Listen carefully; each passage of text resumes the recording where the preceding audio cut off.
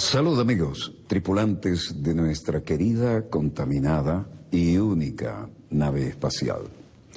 La misma que, desde la última vez que nos vimos por estos medios, ha dado otra vuelta sobre su eje imaginario y, por supuesto, sigue generando acontecimientos en pleno desarrollo.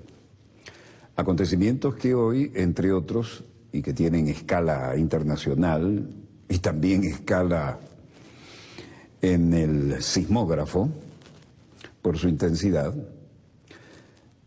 que tienen que ver con las relaciones, cuando no, problemáticas entre Colombia y la República Bolivariana de Venezuela.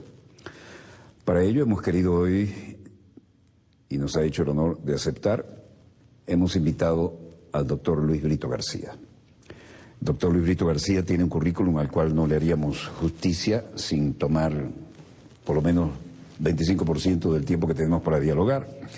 Así que diré que aparte de ser abogado, doctor en leyes y además un internacionalista de prestigio, tiene toda una cantidad de capacidades docentes, que ya veremos aprovechadas en este espacio, y de investigación sobre el tema, y especialidades que vienen como, permítame, lugar común, como anillo al dedo a la crisis que nos han fabricado en la frontera.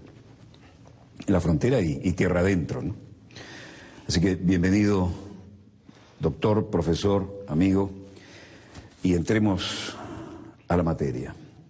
¿Qué nuevo nos traen los tiempos sobre esta histórica, entre comillas, relación entre Colombia y Venezuela? Bueno, habría que hablar un poco de los antecedentes de la situación actual. Solo recientemente el presidente Maduro hizo una declaración oficial sobre el número de colombianos que residen en Venezuela. Sería algo así como 5.600.000 y somos un país que anda en los 30 millones de habitantes. ¿Qué implicaría esto? Aproximadamente 1 de cada 6 o 1 de cada 5 habitantes de Venezuela es colombiano. La inmensa mayoría de ellos son nacionalizados venezolanos, están integrados de manera plena a la producción, a la cultura venezolana, etc. Y entonces eso implica para Venezuela una carga que Venezuela ha asumido con la mayor generosidad y satisfacción. ¿Por qué? Fíjate, hace poco declaraba el defensor del pueblo, Tarek William Saab, que se habían distribuido unas 800.000 viviendas para necesitados. Y resulta que de esas 800.000 viviendas, 25% fueron distribuidas a colombianos. Y un poco se puede encontrar lo mismo en todos los otros ramos de los servicios públicos, la asistencia que presta Venezuela. En Venezuela no se discrimina por nacionalidad las personas que necesitan educación, que necesitan salud, las misiones de barrio adentro, los CDI, todo eso son para todo el que llegue con una necesidad. Entonces, uno podría pensar, en todo caso, Venezuela dedica más del 60% de todo su gasto público a la inversión social. Entonces podríamos hipotetizar que una parte muy importante de esa inversión social va a personas que o tienen la nacionalidad o tuvieron la nacionalidad colombiana y están ya en su inmensa mayoría integrados a la vida venezolana. Generosidad a toda prueba. Sin discriminación alguna. Sí, es que el venezolano da lo que no tiene, eso forma parte de nuestra cultura. No hay ningún tipo de discriminación que yo conozca, de ninguna índole. Y a eso contribuye, por otro lado, el elemento de la comunidad cultural. Hablamos el mismo idioma, en los dos países prepondera la religión cristiana, con apenas algunas variantes de grupos protestantes, etcétera, etcétera. La cultura es la misma, no tenemos conflictos ni religiosos ni étnicos. Nuestros países han sido hasta cierto punto unificados por el mestizaje más acentuado en unas regiones, menos en otras, pero afortunadamente no veremos nunca a venezolanos y venezolanos, o colombianos y colombianos, o venezolanos y colombianos llegando a la violencia por disputas religiosas, por disputas regionales, por disputas nuestras. Problemas como en todo el mundo son problemas económicos y de clases sociales, que son en todo caso problemas transables, discutibles, que se pueden resolver a través del voto democrático de las mayorías. Es decir, no tenemos ninguno de esos conflictos fatales, irresolubles. Entonces, eso yo creo que lleva a una integración de la inmensa mayoría de la población colombiana que ha venido a Venezuela. No los hemos ido a buscar allá, ni los hemos obligado a que vinieran. Y una vez que han venido, tampoco les vamos a decir que se vayan. Es decir, es contrario a nuestras leyes y a la manera de ser del venezolano. Esa es una realidad ya cumplida, irreversible, diría yo. Y entonces simplemente tenemos que vivir con ella de la mejor manera hasta que la diferencia, si es que hay alguna, prácticamente no exista. No los hemos ido a buscar allá, ni les hemos pedido que vinieran. Exacto, pero tampoco les estamos pidiendo que se vayan. Si ustedes vinieron hasta acá, debe ser porque consideran que acá están mejor que el sitio donde... Si no se regresan, es también porque consideran que aquí se está mejor. No vamos a discutir eso. Es decir, bueno, lo comprendemos si es así. Y entonces, bueno, hay una acogida generosa, igualitaria, total, con todos los recursos de Venezuela, que en todo caso, por cierto, están sumamente castigados por la crisis mundial y la caída de los precios del petróleo a menos de sus magnitudes originales, pero de todos modos la situación sigue igual, acogida plena, pleno beneficio de todas las... de toda la inversión social, de todos los programas venezolanos en educación, en salud, en pensionados. En Venezuela se pensiona, todas las personas están en edad mayor, hayan o no hecho cotizaciones. Entonces, eso es impensable en la mayoría de los países. En la inmensa mayoría de los países. Mira, yo he estado en países, he visitado campos de refugiados. Los campos están en unos pequeños grupos de pocas hectáreas en donde se hacen ranchos verticales. Esas personas, aunque los hijos de ellos nazcan en ese país, no son nacionales de ese país, se les prohíbe ejercer más de 70 profesiones. Prácticamente no pueden vivir de nada. Y bueno, no voy a mencionar los países donde sucede eso, pues parecería un poco denigratorio. Todo país tiene un derecho a establecer sus propias normas con respecto al trato de las personas que vienen a él. Venezuela en ese sentido yo creo que ha sido una generosidad total e indubitable. ¿Y nunca les hemos pedido que se fueran? No. Jamás. No, en absoluto. Ni pedido, ni insinuado, ni creado condiciones indirectas. No. Porque además, te repito, eso sería contrario a nuestras leyes y a nuestra idiosincrasia.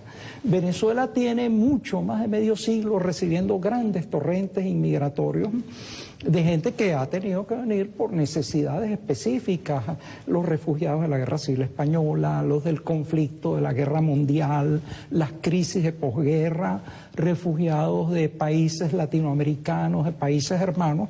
Venezuela los ha acogido a todos, la inmensa mayoría se han asimilado, desempeñan actividades productivas, llevan vidas útiles y felices, cabría decirlo. Hay que recordar que por una serie de indicadores internacionales, libro de Guinness de récord, etcétera, Venezuela es el país más feliz del mundo o está entre los 5 países más felices del mundo. Entonces, bueno, la felicidad no es egoísta. Es decir, el que quiera compartirla, bueno, que venga. Ahora bien, ¿por qué vienen tantos colombianos a nuestro país?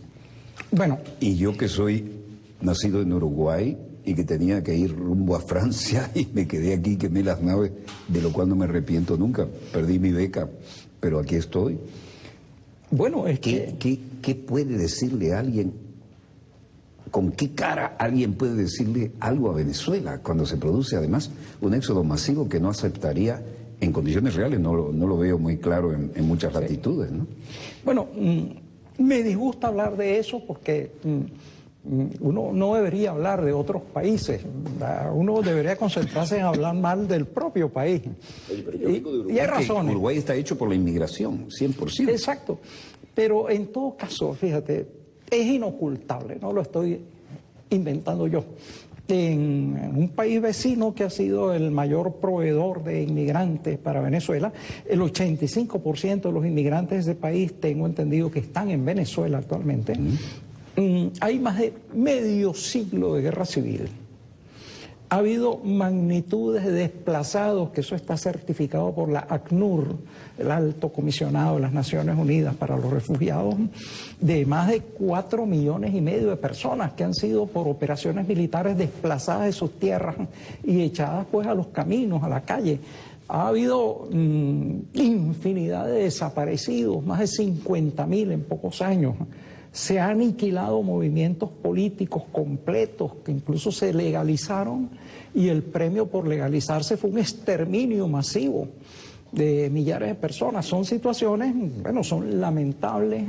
Quien debe manejarlas es el vecino país, pero son situaciones. Y finalmente, además de eso, hay una situación económica grave porque al entrar en el Tratado de Libre Comercio, que impide poner protección a la industria nacional, infinidad de pequeños y medianos empresarios del país vecino han quebrado, han entrado en la ruina, han soltado millares y millares de desempleados, no sé la cifra exacta, en un mercado de trabajo que ya está copado.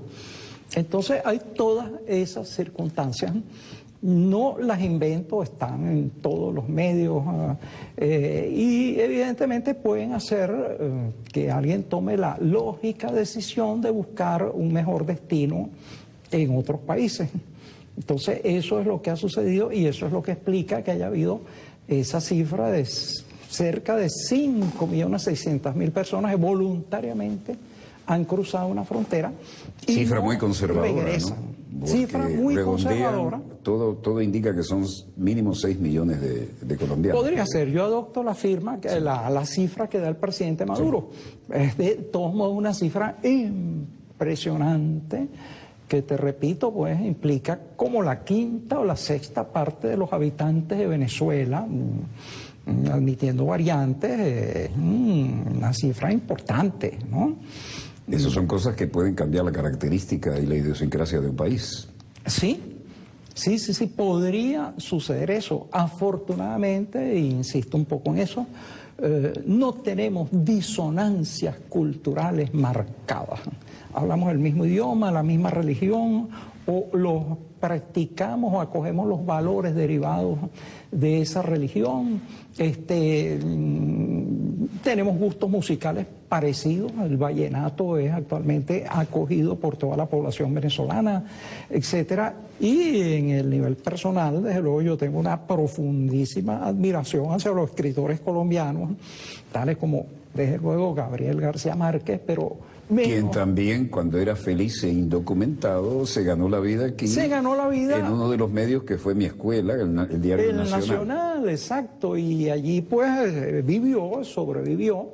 Y por cierto que no pudo regresar a Colombia porque los servicios de inteligencia colombiana lo ficharon y había una amenaza a su vida. El hecho de que Gabriel no regresara nunca definitivamente a Colombia tiene que ver con eso. Bueno, hay otros escritores como Manuel Espinosa, Andrés Caicedo, un genio de Cali que se suicidó a los 25 años después de haber escrito varias obras geniales.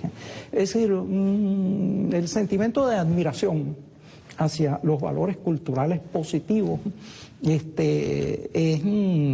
no se puede negar, es invaluable. Lamentablemente, junto a esos valores positivos, separados de ellos, hay los cosas crímenes más negativas. atroces, la motosierra, los secuestros, la prostitución obligada, y el reino de la cocaína, el país de mayor consumo, el mayor productor de droga del mundo, y la alianza estratégica con Estados Unidos, que tiene la población de mayor consumo de drogas del mundo. Sí. Vaya cordón umbilical. Vuelvo a insistir en que me es sumamente fastidioso decir esto, pero no lo decimos tú o yo. Eso lo dicen las estadísticas de Estados Unidos, los organismos de lucha contra las drogas, etcétera. Es una realidad que existe allí. Y dentro del conflicto que compete únicamente a los hermanos colombianos, ha habido una variante escalofriante que es el surgimiento del paramilitarismo. Paramilitarismo son grupos aliados al ejército y a las autoridades oficiales, pero que hacen una guerra sucia desastrosa, asesinatos, torturas. La motosierra, hay cosas que son emblemáticamente colombianas cuando hablamos de violencia, ¿no? Mira, yo me negaría a aceptar que eso sea propio de un país. Lamentablemente el ser humano, los seres humanos tenemos grandezas y tenemos bajezas. Pero sí, lamentablemente en algunos sitios hay ese tipo de bajezas. Entonces, ningún conflicto respeta fronteras. Lamentablemente, una porción de estos indeseables que practican una violencia sádica, ilimitada, irrefrenada, también ha cruzado la frontera. No lo estoy diciendo yo, lo dicen las revistas colombianas como Semana. El estilo es el hombre, ¿no? Que gran parte de los paramilitares han buscado refugios, tanto ellos como sus capitales, en países vecinos. Eso lo dicen publicaciones colombianas. Y entonces causan naturalmente perturbaciones.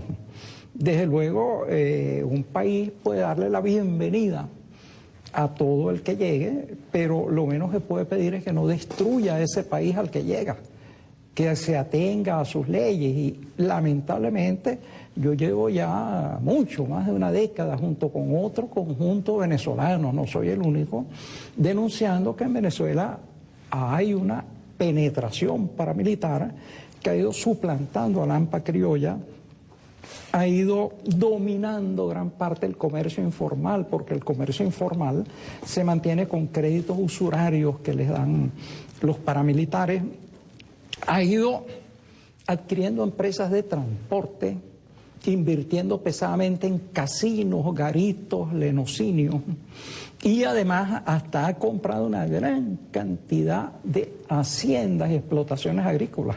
Y según algunas fuentes mías, en estados cercanos a la frontera, dominan ramos de la producción de alimentos. Fíjate que... Pero eso ya entra en el aspecto estratégico de la seguridad nacional. Sí. Ahí no hay medias tintas. El planteo estratégico militar, como lo quieran ver, pasa por la seguridad alimentaria. La seguridad alimentaria, que además, hay que señalarlo, Colombia, una de sus virtudes era que era un país que producía sus alimentos. Eso ya es cosa del pasado. Colombia importa más del 50% de los alimentos que consume. Es un problema de seguridad nacional gravísimo. Para Colombia, claro. También. Y resulta que ahora con el TLC, que está arruinando la agricultura y la producción agrícola, pues ese problema se ha agravado. Entonces, fíjate tú, el problema de la penetración de este tipo de personas o de grupos es como el de la mafia en Estados Unidos. La mafia montó un imperio durante la prohibición del alcohol, se legalizó el alcohol y entonces se traspasó a toda otra cantidad de dominios en la vida estadounidense. Me perdonarán que diga esto, el padre de John Fitzgerald Kennedy, el viejo John Kennedy, era un célebre mafioso dedicado al contrabando de licor. Y ese señor llegó a embajador de Estados Unidos e Inglaterra y padre del príncipe de la dinastía Kennedy. Fíjate tú, hubo un pacto entre el ejército de Estados Unidos y Lucky Luciano, el gran zar de la droga, para la invasión a Italia. Y en alguna forma, como resultado de ese pacto, después de dominar Italia, le entregaron Italia al poder por una parte de las redes mafiosas y por otra parte los socialcristianos. ¿A eso no le llamamos realpolitik? Mira, esa es la política de los infiernos. Es el descaro más sanguinario que se puede imaginar. Es una política que no merece el nombre política, es una cosa infernal. Y lo inquietante de eso es que en la actualidad la forma de pelear la guerra para las grandes potencias es a través de la tercerización. Temazo. Exacto. Temazo. Propongo hacer un breve corte. Señor coordinador, estamos en la hora del corte, ¿no? Cuando tenemos... vamos a abrir vamos a hacer una breboca con ese tema, porque cuando tengo un invitado así se me van los tiempos. Sí. A ver, hablemos 2 minutos de eso y después lo desarrollamos después del corte. Bueno, tú ves que las últimas guerras de los imperios no son decididas por los soldados de esos imperios. En primer lugar, reclutan a sus marginalidades, pero esas marginalidades son manejadas por empresas privadas que alquilan los mercenarios y luego financian terroristas de la peor calaña. Los financian, los entrenan, los arman para que despedacen y destruyan países. Entonces los países ni siquiera son invadidos, ocupados por ejércitos regulares, sino por hordas de la peor calaña del mundo, aves de rapiña, destructores, etcétera. Y entonces eso es un problema nuevo y actual. Miremos el Nuevo Oriente, el Mediano y el Lejano Oriente, lo que está sucediendo allí, cómo hay países que han sido despedazados por hordas de mercenarios que no obedecen a ninguna afiliación nacional, ni ninguna creencia política, ni nada. Meramente aves de rapiña. 2 ejemplos, y los viví personalmente. Conocí, entrevisté y vi cómo gobernaban Saddam Hussein y el coronel Gaddafi, por decir 2 emblemas que cuando resultaban útiles a los intereses occidentales eran bendecidos y cuando resultaron ya producto del cambio, destruidos y sus países atomizados. Sí, y atomizados en el caso de Libia, sobre todo por hordas de mercenarios. Allí la OTAN y Estados Unidos lo que hicieron fue un bombardeo masivo de destrucción del país, pero los que llegaron a pie a destruir, a saquear y a dividir el país fueron estos inclasificables paramilitares. ¿Estamos frente a una escala de valores nueva o necesitamos una escala nueva de valores para entender esto que no obedece a ningún conflicto anterior, por lo menos en los trazos gruesos de lo que estamos viendo ahora? Porque barbarie ha habido, pero creíamos que la habíamos superado después de la Primera y la Segunda Guerra, ¿no? Yo creo que esto es lo que podríamos llamar la privatización de la guerra. Temazo. Temazo. Breve corte y volvemos con más acontecimientos, perdonen el neologismo, en pleno desarrollo, perdonen lo de temazo, pero me salió de la... Ya volvemos.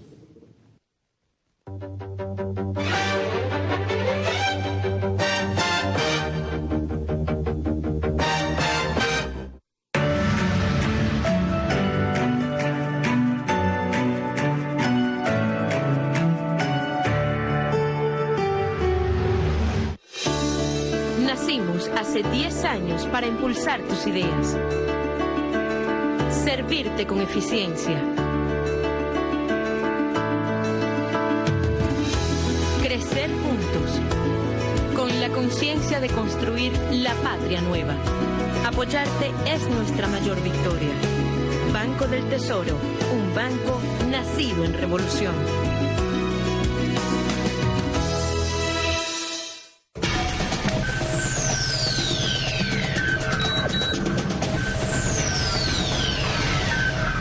¿Saben lo que es esto? Este gráfico corresponde a la migración de compatriotas y compañeros colombianos que han migrado a territorio venezolano. Eso es parte de la muestra real. ¿Por qué razón alguna gente tiene que emigrar? ¿Por qué el pueblo pobre tiene que emigrar? Datos concretos. Bueno, aquí están. Aquí, en el eje fronterizo, hay 25.049 puestos de trabajo colombianos. Aquí, en este país. puesto que se los damos a los compañeros con profundo sentido bolivariano, con profundo sentido integracionista. 25.000 puestos de trabajo estamos aquí, del total de 75.000 puestos de trabajo que tenemos en esta zona fronteriza, 25.000 son de compatriotas colombianos, que 16.550 personas colombianas acuden a los centros hospitalarios en Venezuela. La solidaridad chavista permite que 18.869 compatriotas colombianos asistan a nuestros módulos de Barrio Adentro. 8.004 compañeros asisten a servicios médicos privados del lado venezolano en la frontera.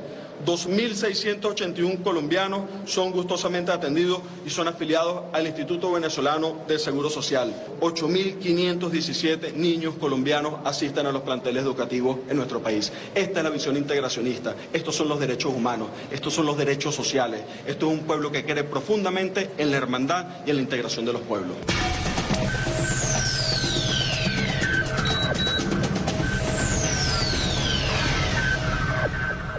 El gobierno bolivariano, a través del Instituto Nacional de Tierras, simplifica tus trámites de regularización y tenencia de tierras. Ahora puedes imprimir desde tu casa o centro de conexión el certificado zamorano. Es muy fácil. Ingresa en www.inti.gov.be.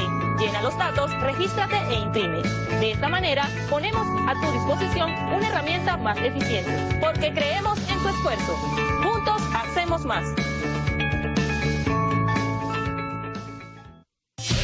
Exploremos los conceptos de las proporciones aplicados en nuestra cotidianidad. La obsesión de los griegos era descubrir la perfección. ¿Dónde estaba la perfección? Conceptos, fórmulas y toda la información necesaria para ampliar nuestro sistema de cálculo. Ese juego de proporciones y desproporciones está presente en todos los elementos de la vida del hombre. Horizontes Matemática, sábado a las 9:30 de la mañana. Más BTV, más revolución. Azul, Blanco, Sepia, de Rafael González, es un montaje basado en las 3 etapas pictóricas de Armando Reverón. Se presentará los días 19 y 20 de septiembre a las 5 de la tarde en la sala José Félix Rivas del Teatro Teresa Carreño. Entradas en la taquilla del teatro. Invita la Fundación Compañía Nacional de Danza.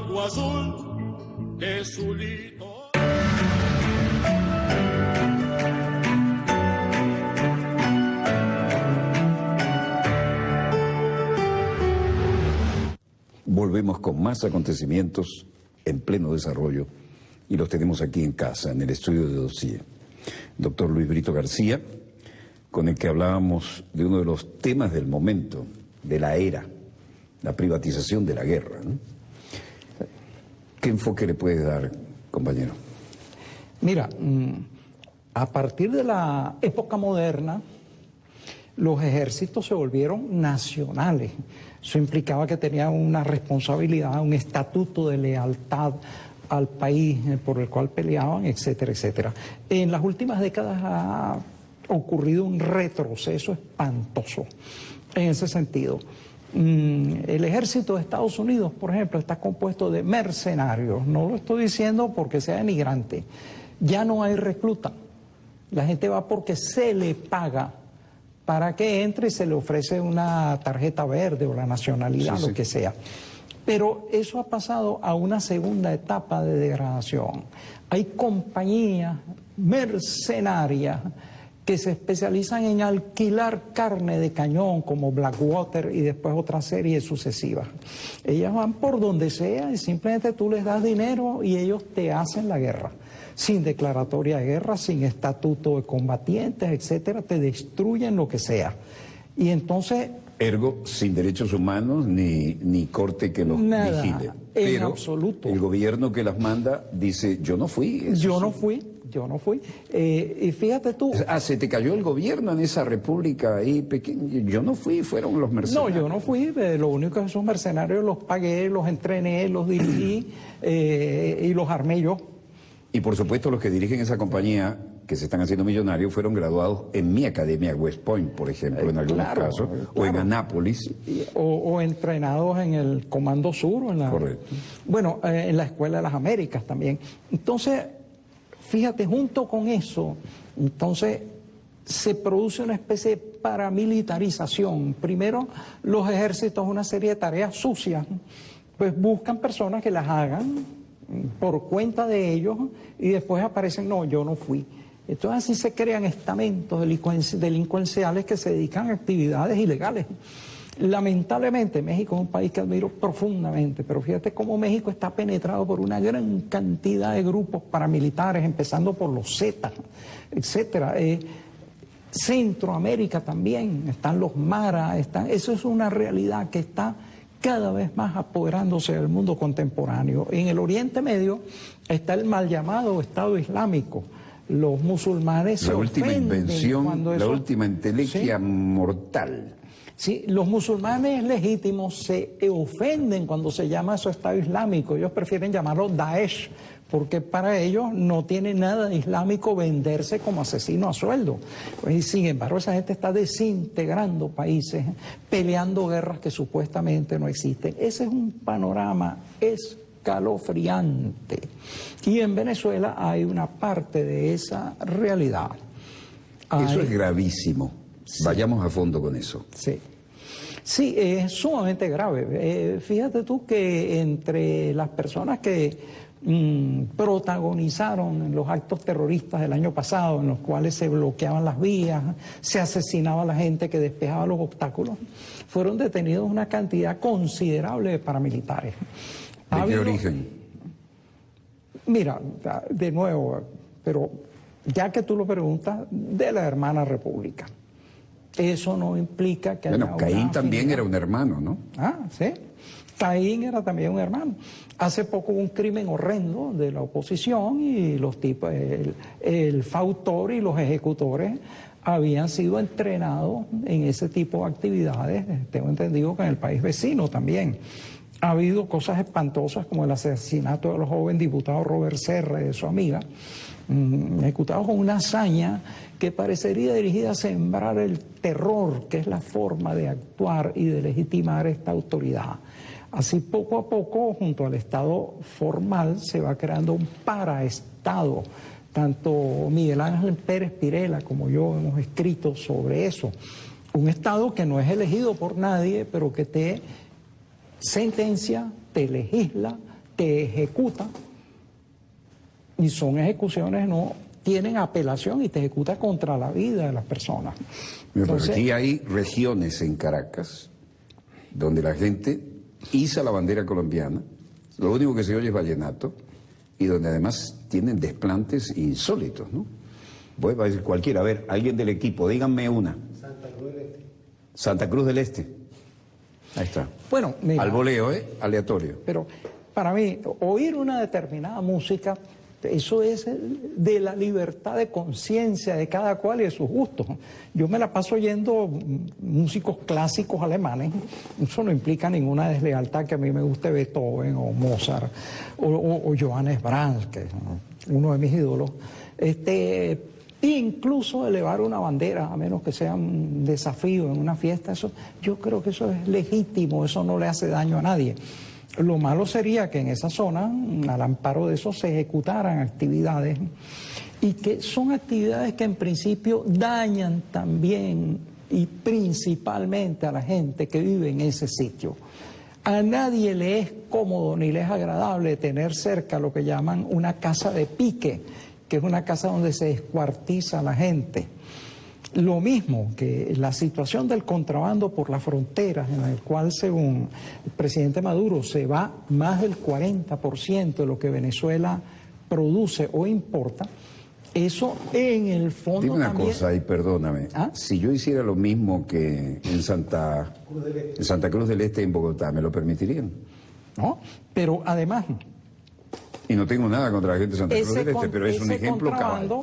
Destruye a los productos. Cuando tú importas... Yo voy a levantar mi bandera venezolana y adueñarme de un área de Bogotá, a ver qué pasa. Bueno, y voy a poner todos los días música nuestra y dale que va a todo volumen. ¿Se permitiría eso en Bogotá? Yo no creo que la música nuestra causara ningún tipo de reacción. No hay tanta diferencia, ¿no? Pero no sé. Pero fíjate, el caso es que el 40% de los bienes económicos de Venezuela se filtran por la frontera. 40% de los bienes de lo que Venezuela económicos produce o importa. Así Entonces, que además lo importamos porque lo necesitamos y se va para allá. Y se va para allá. Ahora, por ejemplo, las medicinas. Ahora, eso perjudica terriblemente al pueblo venezolano, pero también al pueblo colombiano. ¿Por qué? Un grupo de mafiosos, de delincuentes, etcétera, activa ese contrabando. Pero ¿qué sucede allá con los productores? Cuando empieza a llegar una harina de maíz subsidiada, hay que explicar esto también para las audiencias. Subsidiada para el pueblo venezolano que lo necesita, el gobierno porque hay sensibilidad social. Subsidia una gran cantidad de productos, la mayoría de los productos de primera necesidad, los subsidia y los pone a unos precios que no tienen que ver con los del mercado internacional. Entonces un pillo agarra, acopia una gran cantidad de esos productos y se los lleva. Ahora, ¿qué sucede, por ejemplo, cuando se llevan miles de toneladas de harina de maíz? Los productores de maíz en Colombia sufren porque no pueden competir con ese contrabando. Y también los productores de toda otra cantidad de mercancías y de bienes. Entonces, a la larga, hay una relación destructiva para ambos países de la cual aprovechan ciertas oligarquías y capas delincuenciales. Pero oye, la ministra de Relaciones Exteriores ha dicho que la culpa es nuestra porque el gobierno tiene sensibilidad. Ahora, estas palabras son mías, ¿no? Porque el gobierno subsidia. Entonces, claro, es más, por ser sensible a las necesidades del pueblo venezolano y subsidiarlo, el gobierno venezolano es culpable de que esto se vaya para Colombia. Pero ¿eso en qué país se puede aceptar? Bueno, en Venezuela hay que aceptar esas culpas. Es decir, damos educación gratuita. Bueno, somos culpables. Sí, somos culpables y los que quieran disfrutar de eso. Damos educación gratuita, damos vivienda, damos salud gratuita. Damos salud gratuita. Somos unos desgraciados. Entonces, claro, quienes quieran disfrutar esos bienes y lo hagan en paz y cumpliendo nuestras leyes, bienvenidos, son seres humanos. Son seres humanos y la posición del gobierno y del pueblo venezolano es ese.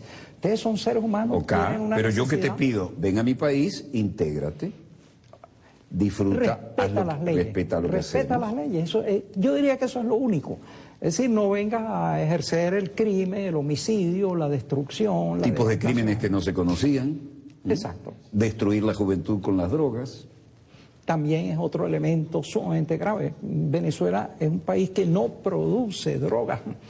Sin embargo, cuando estaba aquí la DEA, había un tráfico de drogas enorme que ha disminuido brutalmente. Eso es la paradoja. No, exacto. Bestial. Resulta que donde entra la DEA aumenta el tráfico de drogas. Fíjate que la primera medida cuando entraron los talibanes apoyados por Estados Unidos al poder en un país asiático fue legalizar otra vez el cultivo de la amapola, de donde se extrae el opio y se extrae la heroína. Bueno, esas son paradojas que sería largo contarlas. Pero lo cierto es, entonces, bueno, lo único que pide Venezuela es, ven acá, participa de todo lo que tengamos, pero no destruyas el país y no te dediques al delito, porque eso no se acepta, ni en Venezuela, ni en Colombia, en ningún sitio se acepta que tú llegues a un país a ejercer actividades delictivas o a transgredir la ley.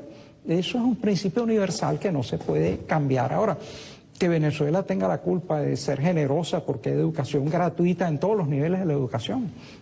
Bueno, asumimos esa culpa. Desde el kindergarten hasta el doctorado y el postdoctorado. Que haya asistencia médica gratuita para todo el mundo, bueno, también asumamos esa culpa. Un ciudadano de Estados Unidos no se puede dar el lujo de tener la educación gratuita desde el kinder hasta el postdoctorado. No puede. Las matrículas cuestan en una universidad más de $40,000. Es lo que cuesta una vivienda. Que cuesta una vivienda, exacto. Entonces, es una cuestión sumamente diferente. Entonces, bueno, yo diría, en síntesis, bienvenidos todos los que vinieron. Tienen todos los derechos de los venezolanos, pero también los deberes. Yo como venezolano me tengo que someter a la ley venezolana, no puedo inventar que porque a mí me da la gana puedo andar por ahí matando gente o incendiando o haciendo cosas así. Entonces eso no es mucho pedir. a cambio de mucho que se da y que se comparte, diría yo. Entonces... Esa es la situación, grosso modo, porque si entramos en detalle amanecemos. Ah, no, claro. ¿Cómo se sale de esto? Bueno, yo diría que sería bueno que algunos países vecinos también le suministraran a sus poblaciones educación gratuita en todos los niveles, asistencia médica, oportunidades de trabajo, posibilidades de subsistencia. Seguramente que esos flujos migratorios se estabilizarían. La gente va de un sitio porque no está bien en él a un sitio en donde cree que va a estar mejor. Entonces, hay una responsabilidad de los países vecinos también. Nosotros somos responsables de tratar bien al que llega y de subvenir sus necesidades igual que fuera un nacional, y de hecho gran parte de ellos se han nacionalizado e integrado de forma absolutamente plena a la vida nacional. Entonces yo creo que esa es la política. Tenemos que tener una política cultural para enfatizar y hacer más rápida la asimilación y la integración. Pero ¿qué más podemos ofrecer? Dime en qué hemos fallado en generosidad. Yo soy un ejemplo. Bueno, yo creo que lo que podemos es mantener esa política. Suceda lo que suceda. Detener específicamente al delincuente, evitar el delincuente. Si alguien entra por la frontera ilegalmente, pues devolverlo a su país o juzgarlo si ha cometido un delito muy específico por las leyes nacionales. Eso no es reprobable en ningún sitio. En todos los países existen zonas de seguridad cerca de las fronteras y tú no te puedes establecer en ellas, ni montar campamentos, ni ciudades, ni fortalezas, etcétera. Entonces, nuestra política es esa. Y yo diría que enfatizar nuestra política de seguridad con relación a los delincuentes, no porque sean de tal o cual nacionalidad, sino porque son delincuentes. Ese es el problema. El problema con determinada persona no es que sea chino o lapón o australiano o lo que sea, no, el problema es que te pasaste de cuerda, mataste a varias personas y las descuartizaste. Eso no se puede tolerar en ningún país. Ese es el único diferendo que hay, diría yo. No quiero dejar cabos sueltos, ¿no? Cuando digo que yo soy un ejemplo, es que yo llegué aquí con un pasaporte oficial y una visa de cortesía. ¿Te acuerdas de Lucila Palacio? Mercedes Carvajal de Arocha era la embajadora. Me digo, va a Venezuela, necesitamos gente como tú, ojalá te quedes, te voy a dar una visa de cortesía larga. Me dio una visa con 6 meses. Ajá, y yo tenía que ir a Francia, ¿no? Pero dije, esto es el Caribe que siempre soñé, esto es otra cosa. Digo, no, quemo las naves. Pero yo estoy agradecidísimo. Es decir, Uruguay me educó, y Uruguay era famoso por su educación y su democracia. Pero mi desarrollo humano y profesional, especialmente en este campo, se lo debo todo a Venezuela. ¿Cómo yo iba a estar en 6 frentes de guerra, por decir algo? Esa experiencia, ¿cómo yo iba a entrevistar desde la Madre Teresa de Calcuta hasta Abu Nidal, el terrorista más buscado del mundo? Que llegar a él era jugarse la vida y salir de haber estado con él era jugarse la vida. Esa experiencia de vida se la debo todo a este magnífico país. Esa es la prueba de que esa política generosa de Venezuela es positiva. Salimos ganando. Y yo espero que en muchísimos casos salgamos verdaderamente ganando. Pero acá hay gente que viene, se vale de esto y además habla peste de esto, ¿o no? Bueno, pero hay que, en Venezuela hay libertad de expresión, para colmo. Si tú le das, mira, toma educación gratuita, maldita sea, toma medicina gratis, maldita sea, maldita sea, toma pensiones, esto es un horror. Bueno, ¿qué puedes hacer? Darle un poco más a ver si, o por lo menos reírte. Si se atosiga. O por lo menos reírte, sí. Pero, por cierto, bueno, y respetarle sus derechos humanos. Y eso nos lleva a un tema que a mí me parece una agenda... O si no, haz la otra. Invéntale que yo era torturador cuando estaba en la Fuerza Aérea Uruguaya en el golpe de Estado. Yo vine en el 69. En el 73 fue el golpe de Estado, ya había ganado un premio nacional de periodismo y no me ha ido nunca. Sí, bueno, pero fíjate... el asesinato político, ¿no?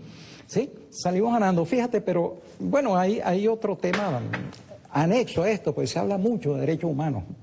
Es un tema gravísimo. Hace 1 o 2 días se acabaron los derechos humanos. Cuéntame eso. Eso ya no existe.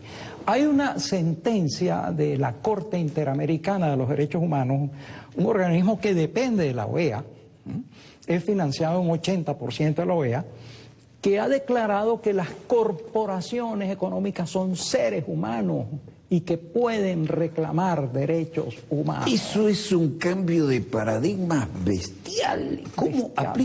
Aplícanos esto con tu conocimiento, que tú eres un catedrático en esto. ¿Cómo ahora una corporación tiene los mismos derechos humanos que un ser humano? Más. Eso es un aborto legal. Más porque además hay lo siguiente, una corporación puede reclamar derechos humanos, pero tú no le puedes reclamar derechos humanos a ella. Si una corporación te envenena, te destruye, etcétera. Te mata con los elementos para la cosecha, te rompe el medio ambiente y te contamina el agua y mata a un pueblo. Bueno, la doctrina oficial de los derechos humanos es que los únicos que son atacables por violación de derechos humanos son los estados. Las corporaciones son invulnerables.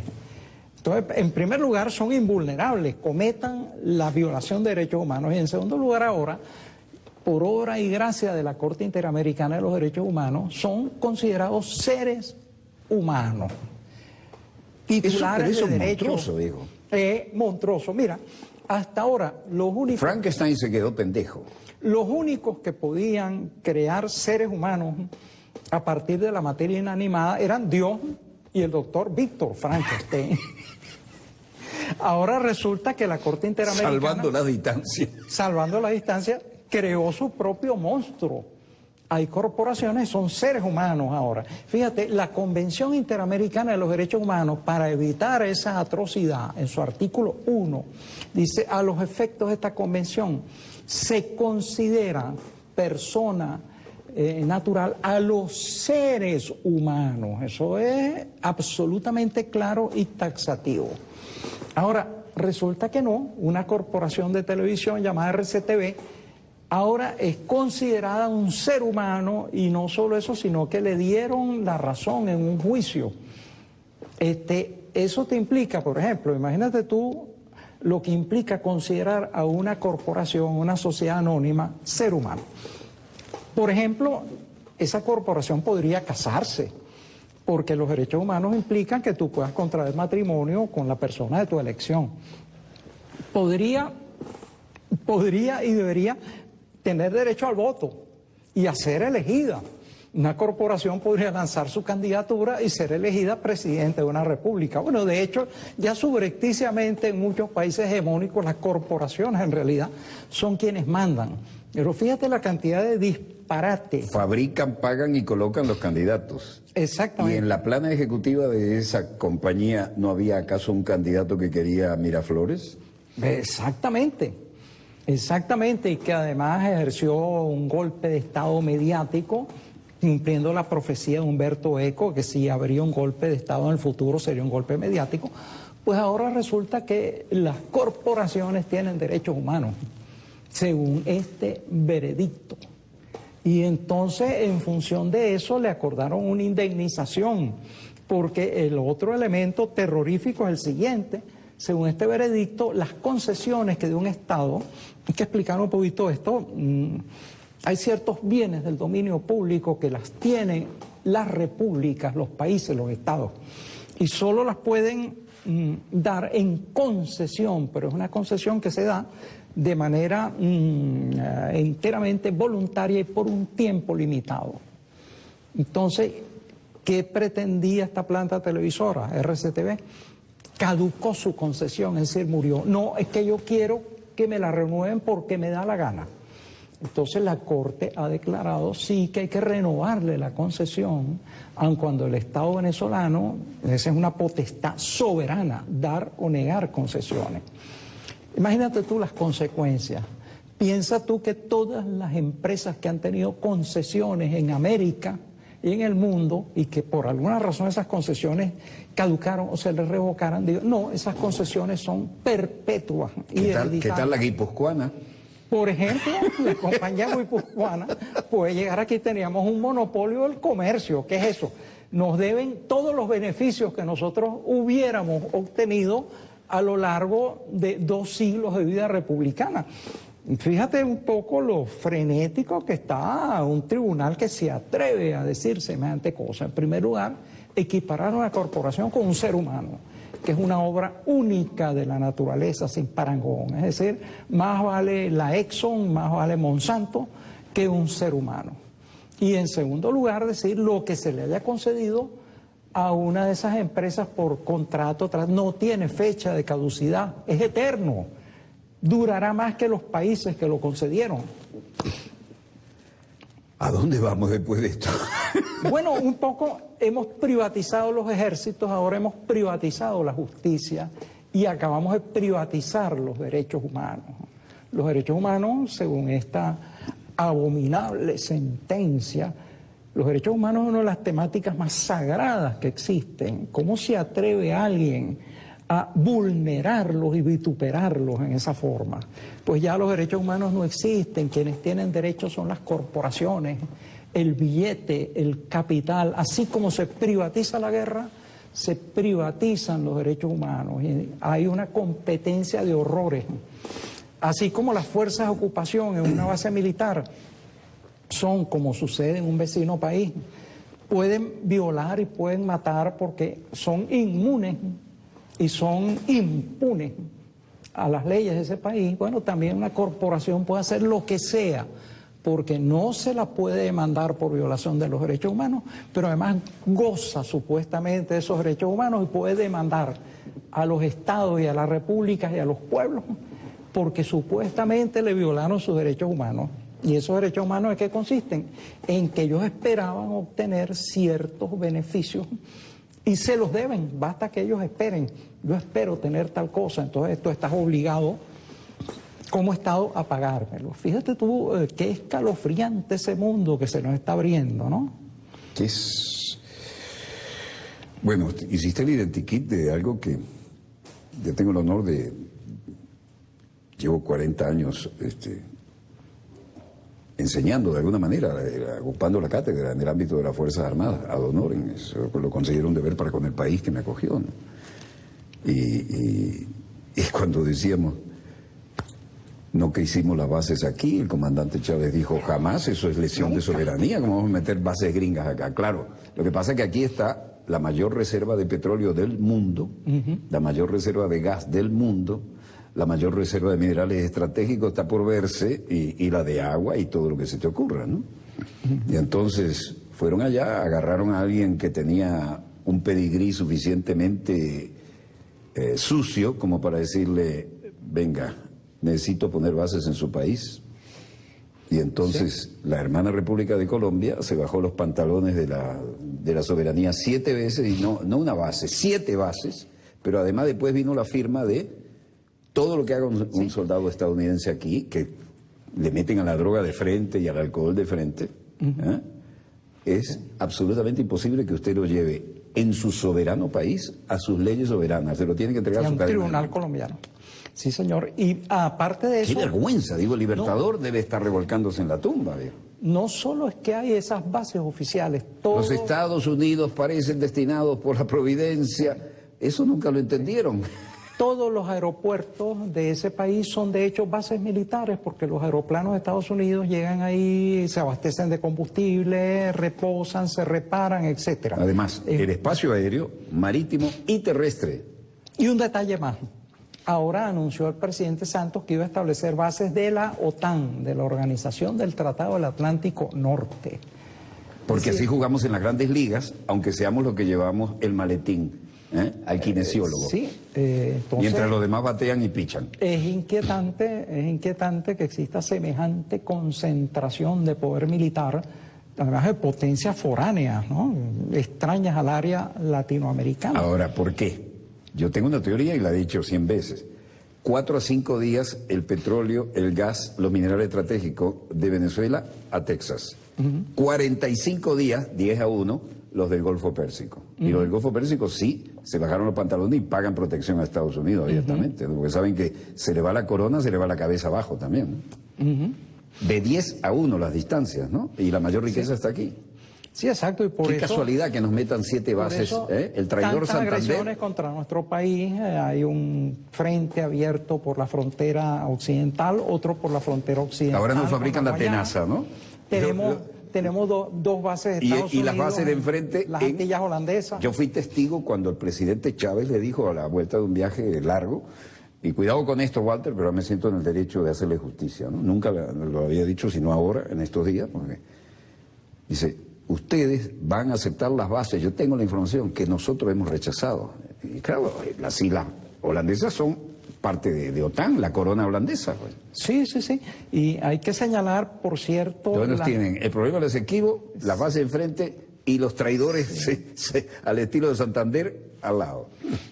Pero hay que señalar que hay actitudes en ese sentido, por ejemplo, la de Correa. Correa tenía una base, Correa tenía Manta. Manta era esencial. Un emporio estadounidense, y Correa le dijo, se me van de acá porque y en plazo perentorio. Ecuador es un país soberano.